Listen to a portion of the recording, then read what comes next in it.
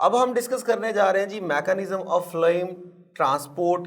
अब याद रखिएगा, लीफ ने फूड बनाया on the base of photosynthesis, जो कि डेफिनेटली ऑर्गेनिक नेचर का होगा, शुगर है। अब बॉडी के तमाम पार्ट्स को उसकी ज़रूरत है, स्टेम को उसकी ज़रूरत है, स्टेम के साथ रूट को उसकी ज़रूरत है, फ्रूट को उसकी ज़रूरत है, और फ्लावर को उसकी ज़रूरत है, क्योंकि ये वो पार्ट्स होते हैं जो अपनी फूड खुद नहीं बना सकते। तो फ्लोएम की बेस पे फूड को ट्रांसलोकेट किया जाएगा, जहां से फूड बनी है उस तरफ जहां फूड को क्या करना है, यूज़ करना है। अब कौन कौन से ऐसे प्रोसेसेस हैं जो इस प्रोसेस को सपोर्ट करते हैं? सबसे पहले जो हमारे पास प्रोसेस है वो है जी डिफ्यूजन। अब डिफ्यूजन जो है वो होती है मॉलिक्यूल्स का मूव करना from the area of high concentration to the area of low concentration. अगर तो हमारे पास कोई चीज़ लिक्विड फॉर्म में है, गैस फॉर्म में है, तो इन दोनों के अंदर जो डिफ्यूजन है वो तेज़ होती है। गैस के अंदर डिफ्यूजन सबसे ज़्यादा तेज़ होती है। लेकिन यहाँ जब हम बात करेंगे वो करेंगे ऑर्गेनिक कंपाउंड की, और वो जो है वो सॉलिड फॉर्म में होगा या पानी के अंदर डिसॉल्व करके उसे लिक्विड सोल्यूशन की फॉर्म में बनाया जाएगा। तो रेट ऑफ डिफ्यूजन जो है ये सोल्यूशंस के ऊपर थोड़ा स्लो अप्लाई होता है, इतना स्लो कि 1 मीटर जो है वो मूव करने के लिए 8 साल लग जाएंगे। तो इसलिए हम डिफ्यूजन के प्रोसेस को क्या कर देते हैं, इग्नोर कर देते हैं। और जो मेन प्रोसेस हमारे पास है वो है जी प्रेशर फ्लो थ्योरी, जिसको 1930 में क्या किया गया, प्रेजेंट किया गया। तो हमेशा जो ऑर्गेनिक मटेरियल है ये मूव करता है from source to sink, source to sink. अब हमेशा सोर्स क्या होगा, ऐसा पार्ट जो फूड को सप्लाई कर रहा है, और सिंक हमेशा ऐसा पार्ट होता है जो एक्टिवली फूड को क्या कर रहा है, यूज कर रहा है। हमेशा फूड मूव करेगा from source to sink on the base of osmotic potential. Definitely जब सोर्स फूड दे रहा है तो यहाँ ऑस्मोटिक पोटेंशियल हाई होगा, और सिंक जो फूड को यूज करेगा वहाँ ऑस्मोटिक पोटेंशियल कम होगा। सो फूड मूव करेगा हाई ऑस्मोटिक पोटेंशियल से लो ऑस्मोटिक पोटेंशियल की तरफ, from source to sink with the help of phloem. अब जरा फ्लोएम के स्ट्रक्चर को समझने की कोशिश करते हैं। यहां हमारे पास ये जो एक सेल है, इस एक सेल को हम बोलते हैं सीव एलिमेंट। ये एक सीव एलिमेंट है, और ये जो ऊपर आपको नजर आ रही है इसे हम सीव प्लेट बोलते हैं, सीव प्लेट। और इसके अंदर बेशुमार ओपनिंग्स होती हैं, सुराख होते हैं, जिन्हें हम सीव बोलते हैं। इसी बेस पे ये सारा स्ट्रक्चर आपके पास सीव कहलाता है, क्योंकि इसकी अपीयरेंस जो है वो सीव जैसी है। तो यहां बेशुमार आपको क्या नजर आएंगी, ओपनिंग्स नजर आएंगी। अब ये जो साथ आपको सेल कनेक्टेड नजर आ रहा है इसे कंपेनियन सेल कहते हैं, कंपेनियन सेल। और साथ ये सेल नजर आ रहे हैं, ये पैरेन्काइमा सेल्स होते हैं,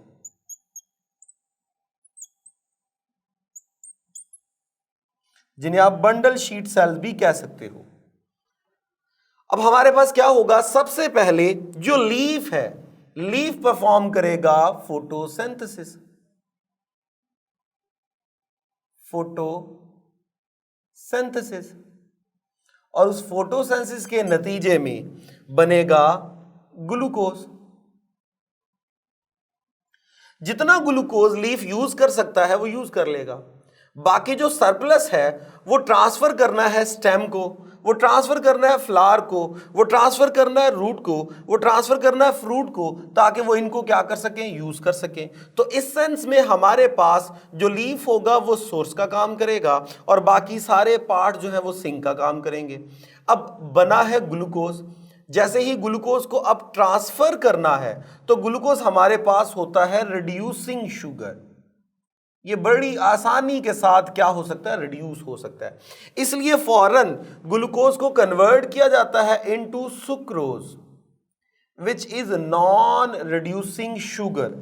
ये जो नॉन रिड्यूसिंग शुगर है, जैसे ही हम इस फॉर्म में इसको ट्रांसपोर्ट करेंगे तो इसको ट्रांसपोर्ट करना आसान हो जाएगा, और ये क्विकली डिसॉल्व नहीं होगी, ब्रेक नहीं होगी, और अपनी फाइनल डेस्टिनेशन तक बड़ी आसानी से चली जाएगी। तो अब लीफ क्या करेगा, सुक्रोज की फॉर्म में फूड को ट्रांसफर करेगा टुवर्ड्स कंपेनियन सेल्स। अब जब वो कंपेनियन सेल्स की तरफ जाएंगे तो वो क्रॉस करके जाएंगे ये 1 2 या 3 सेल्स की लेयर को, जिन्हें हम क्या बोलते हैं, बंडल शीट सेल्स कहते हैं। अब यहां से क्रॉस होकर इन्होंने जाना है टुवर्ड्स कंपेनियन सेल।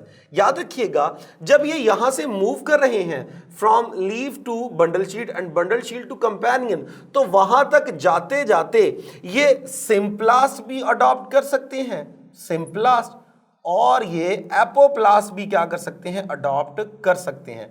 दूसरा कॉम्प्लेक्स सब्सटेंस है तो इसलिए ये एक्टिव मैकेनिज्म को भी क्या करेगा, यूज करेगा। सो एपोप्लास्ट और सिंप्लास्ट की बिहाफ पर फाइनली ये कहां पर चला जाएगा जी, कंपेनियन सेल के पास चला जाएगा। अब जैसे ही कंपेनियन सेल के पास जाएगा तो कंपेनियन सेल जो है वो फूड को रिसीव करेंगे बाय एक्टिव मैकेनिज्म।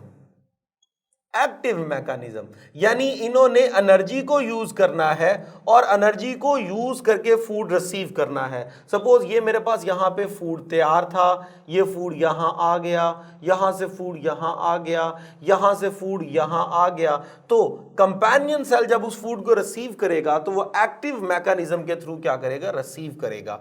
अब यहाँ से ये जो फूड है ये ट्रांसफर किया जाएगा टुवर्ड सीव एरिया, सीव एलिमेंट। जैसे ही वहां पे ट्रांसफर किया जाएगा तो दोनों के दरमियान एक साइटोप्लाज्मिक लिंक होता है जिसे हम क्या बोलते हैं, प्लाज्मोडेस्माटा। तो वहां से ये उसको क्रॉस करके चला जाएगा सीव एलिमेंट में। अब जैसे ही ये सीव एलिमेंट में जाएगा तो वहां जाकर ये इंक्रीज कर देगा ऑस्मोटिक पोटेंशियल यानी सल्यूट पोटेंशियल, और डेफिनेटली वाटर पोटेंशियल क्या हो जाएगा, कम हो जाएगा। अब जब वाटर पोटेंशियल कम हो जाएगा तो एग्जैक्ट इसी के पैरेलल लीफ के अंदर जहां पर फ्लोएम होता है उसी के पैरेलल जाइलम भी होता है, जाइलम। और हमेशा जाइलम में वाटर अपवर्ड डायरेक्शन में क्या कर रहा होता है, मूव कर रहा होता है। तो यहां पे होगा हाई वाटर पोटेंशियल, जबकि यहां क्या है, लो वाटर पोटेंशियल। तो वाटर मूव करेगा from high to low into the phloem, और आकर यहां पर जो सुक्रोज है उसको अपने अंदर डिसॉल्व करके एक क्या बना लेगा, सॉल्यूशन बना लेगा। ये सॉल्यूशन जो है अब यहां से हाई प्रेशर से लो प्रेशर की तरफ डाउनवर्ड डायरेक्शन में मूव करना शुरू कर देगा। अब जब ये डाउनवर्ड डायरेक्शन में मूव कर रहा है तो उस दौरान क्या हो रहा है, ये क्रॉस कर रहा है इन छोटे छोटे पोर्स को।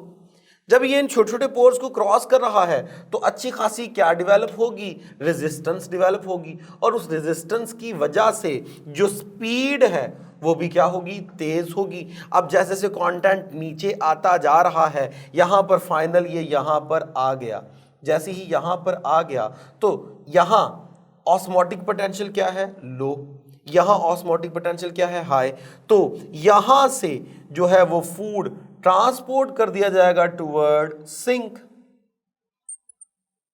और जो वाटर है वो क्या करेगा, वो वापस मूव करवा दिया जाएगा टुवर्ड जाइलम। तो जैसे ही नीचे आया फ्लो करके, तो फ्लो करके नीचे आने पर वाटर जो है वो जाइलम में वापस चला जाएगा। अब पीछे क्या रह गया, यहाँ पे आपके पास सुक्रोज रहेगी, वो यहाँ होगी हाई कॉन्सेंट्रेशन में, यहाँ होगी लो कॉन्सेंट्रेशन में। ये मूव करेगी from high to low, from high to low ये चली जाएगी सिंक में, और सिंक इसको क्या करना शुरू कर देगा, यूज़ करना शुरू कर देगा। इस तरह ऑर्गेनिक कंपाउंड जो है वो फ्लोएम को यूज़ करके सोर्स से सिंक की तरफ ट्रांसपोर्ट किया जाता है।